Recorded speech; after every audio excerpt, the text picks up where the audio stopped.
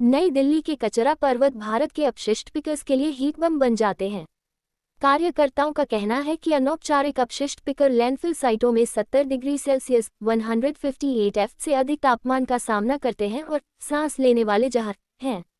नई दिल्ली, भारत। मेरी दाहिनी आंख गर्मी में बहती है, इसलिए मैंने पिछले साल लैंडफिल में जाना बंद कर दिया। 38 वर्षीय सोफिया बेगम ने अपनी पानी की आंखों को पोंछते हुए कहा।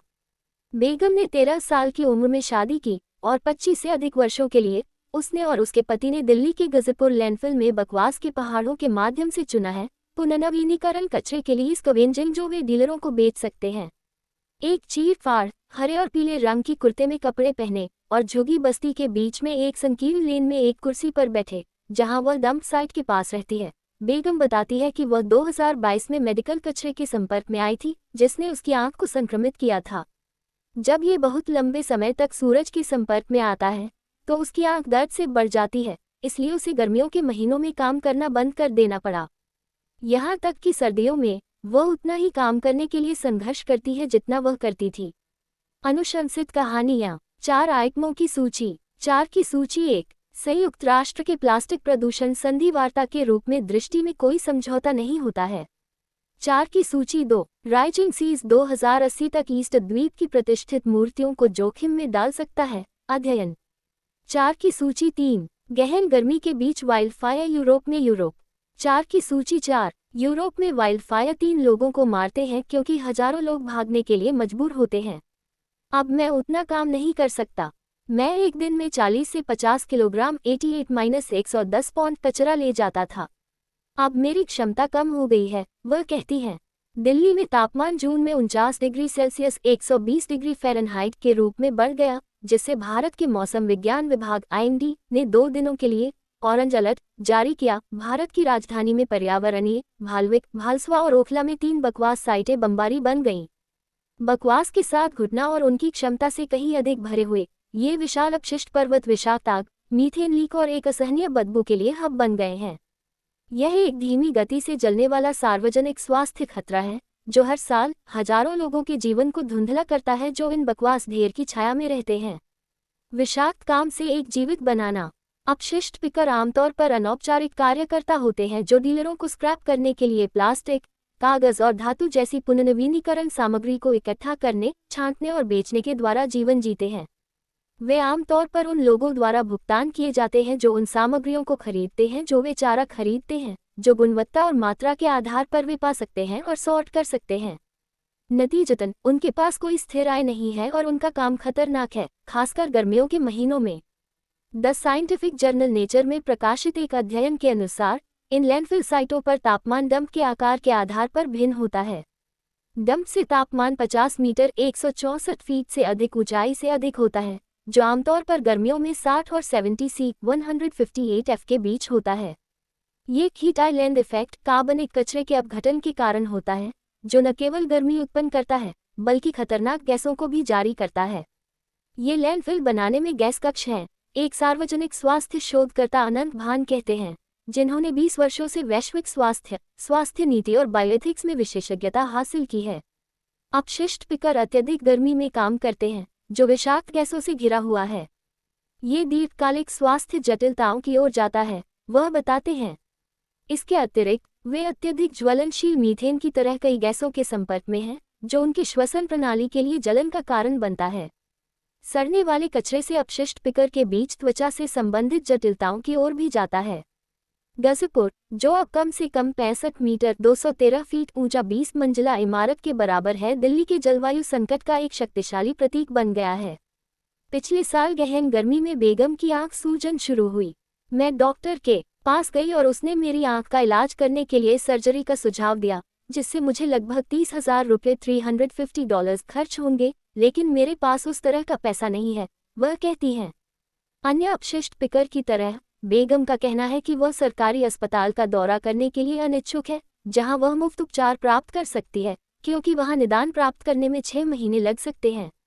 ये काम के दिनों की कीमत पर लंबे समय तक कतार में खड़े होने के लिए समय की बर्बादी है और निदान के माध्यम से आने में महीनों लगते हैं, वह बताती हैं। मैं मोहल्ला क्लिनिक में जाना पसंद करता हूँ। वे आधार कार्ड पहचान का एक रूप की जांच करते हैं और तुरंत दवाएं देते हैं। मोहल्ला क्लिनिक। पूर्व मुख्यमंत्री अरविंद केजरीवाल द्वारा शुरू की गई एक पहल कम आय वाले क्षेत्रों में निवासियों को मुफ्त प्राथमिक स्वास्थ्य सेवा, दवाओं और नैदानिक परीक्षणों की पेशकश करते हैं। जुलाई में एक धधकते गर्मी के दिन के रूप में तापमान 40°C तंजिला 32, जो लैंडफिल साइट के बगल में झुग्गी में भी रहता है, तक पहुंचता है। वह अपशिष्ट पिकिंग की रात की पारी की तैयारी कर रहा है। यह अभी बहुत गर्म है, वह कहती है। 8 से 16 वर्ष की आयु के 3 बच्चों की मां तंजिला, जिन्होंने 12 साल तक ये काम किया है, का कहना है कि वह पिछले साल सूर्य के नीचे काम करते हुए निर्जलीकरण से बाहर हो गई थी। अब मैं केवल रात में जाता हूँ। दिन के दौरान ऐसा लगता है कि यह जीवित है। पतला और एक पूर्ण आस्तीन लाल, एक हेडस्कार्फ के साथ पुष्प कुर्ता, तंजिला थका हुआ और थके हुए दिखाई देता है। वह बताती है कि जब उसने दिन में काम किया, मैं सुबह जल्दी जाऊंगा, सुबह 9 बजे के आसपास वापस आऊंगा, फिर शाम 4 बजे के आसपास जाऊंगा और शाम 7 बजे के आसपास वापस आऊंगा। लेकिन पिछले 2 वर्षों से मैं ग्रीष्मकाल के दौरान रात में केवल अन्य महिलाओं के साथ जा रहा हूं, क्योंकि इस मौसम में दिन के दौरान काम करना कठिन हो गया है। बस्ती सुरक्षा मंच के को-फाउंडर और एक पूर्व डोर टू डोर अपशिष्ट पिकर शेख अकबर अली पिछले 20 वर्षों से दिल्ली में 52 साइटों पर अपशिष्ट पिकर के अधिकारों के लिए प्रचार कर रहे हैं। वह बताते हैं कि दिन के दौरान रात में परिस्थितियां अधिक खतरनाक हो सकती हैं। रात में लैंडफिल पर ट्रैक्टर्स और जेसीबी जैसे कई वाहन हैं, और रात में काम करने वाले अपशिष्ट पिकर अपने सिर पर टॉर्चलाइट पहनते हैं, जो लैंडफिल पर उनकी दृश्यता को इंगित करता है। हालांकि अपशिष्ट और गैस लीक दिन के दौरान अधिक दिखाई देते हैं। ऐसा इसलिए है क्योंकि दिन के उजाले में आग और धुएं को अधिक आसानी से देखा जा सकता है। सरकार के बार-बार आश्वासन के बावजूद कि ये बकवास पहाड़ों को साफ कर दिया जाएगा, जमीन पर बहुत कम बदल गया है। मई 2025 में किए गए नवीनतम आश्वासन में दिल्ली के पर्यावरण मंत्री मनजिंदर सिंह सिरसा ने दावा किया कि कचरा पहाड़ों को 2028 तक पूरी तरह से साफ कर दिया जाएगा। अप्रैल 2025 से अपने स्वयं के बयान का खंडन करते हुए, जिसमें उन्होंने कहा था कि वे 5 वर्षों में डायनासोर की तरह गायब हो जाएंगे। जैसे जैसे गर्मी की गर्मी कार्बनिक कचरे के अपघटन को तेज करती है, खतरनाक गैसों की रिहाई ने दिल्ली में हवा की गुणवत्ता को खराब कर दिया है। कुछ पर्यावरणविदों और सार्वजनिक स्वास्थ्य विशेषज्ञों ने अलार्म को खत्म कर दिया है। AQI की एक रिपोर्ट के अनुसार नई दिल्ली में स्थित एक open source air quality monitoring platform 2020 के बाद से उपग्रहों ने शहर भर में 124 महत्वपूर्ण मीथेन लीक का पता लगाया है, जिसमें 2021 में गाजीपुर में विशेष रूप से बड़ा भी शामिल है, जिसने प्रति घंटे 156 टन मीथेन लीक किया था। भले ही वही काम जो मेज पर भोजन करता है, उन्हें भी बीमार बनाता है। बेगम और तंजिला जैसे अपशिष्ट पिकर कहते हैं कि उनके पास अपने काम को जारी रखने के अलावा बहुत कम विकल्प हैं। कचरा हमारे लिए सोना है। हम कचरे की गंध से परेशान नहीं होते हैं। ये हमारे परिवारों को खिलाता है, और हम क्यों छोड़ देंगे? तंजिला से पूछता है। सरकार द्वारा एक पेशे के रूप में पहचाने जाने वाले उनका श्रम, कुछ सुरक्षा, कोई स्वास्थ्य बीमा और कोई स्थिर आय नहीं है। बकवास पिकर को जो कुछ भी वे खर्च कर सकते हैं, उससे अपने स्वयं की सुरक्षा गियर को फैशन करना चाहिए, जैसे कि उपयोग किए जाने वाले डिस्पोजेबल मास्क जो बाजार में 5 से 10 रुपये 6 से 11 सेंट के लिए खरीदे जा सकते हैं, लेकिन श्रमिकों को खतरों से मुक्त रखने में विशेष रूप से प्रभावी नहीं है। अकबर ने कहा, वे दस्ताने नहीं पहनते हैं क्योंकि गर्मी उनके हाथों को आसानी से पसीना बहा देती है और वे ठीक से कचरे को पकड़ने में सक्षम नहीं होते हैं।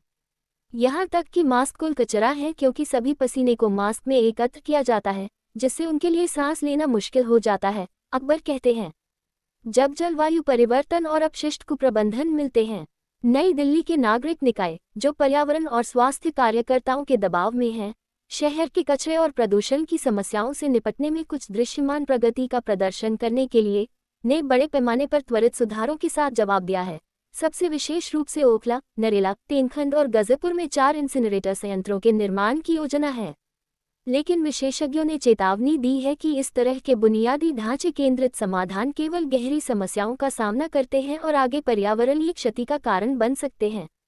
इंसिनरेटर अक्सर विभिन्न हानिकारक प्रदूषकों जैसे कि डाइऑक्सिन, फुरन, पारा संदूषण और कण पदार्थ को हवा में छोड़ते हैं, जो गंभीर स्वास्थ्य जोखिमों को पैदा करते हैं, वे कहते हैं।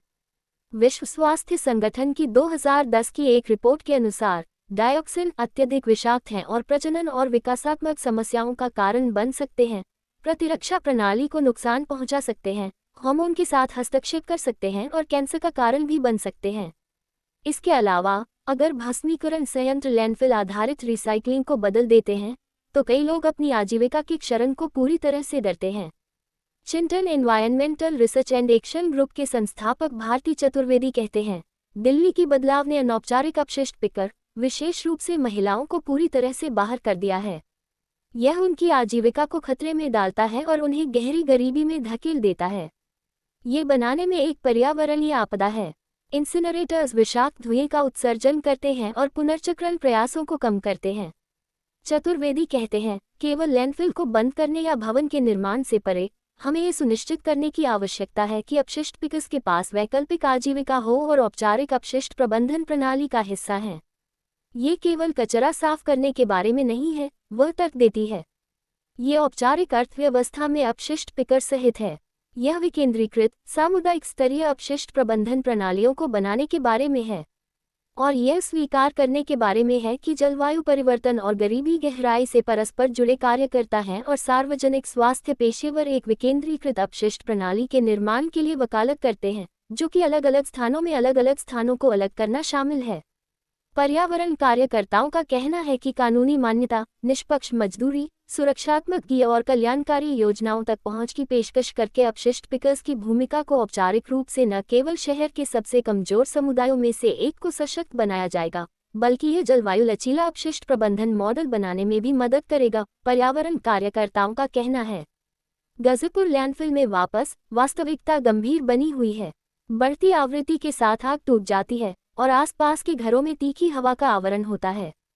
निवासियों और अपशिष्ट पिकर के लिए गर्मी, बदबू और बीमारी के खिलाफ दैनिक लड़ाई अस्तित्व का मामला है। तंजिला के पति शाह आलम कहते हैं, कचरा बढ़ता है और हम काम करते रहते हैं। ग्रीष्मकाल के दौरान अधिक लोग बीमार पड़ जाते हैं और हम कार्य दिवस खो देते हैं। लेकिन हमारे पास और क्या विकल्प है?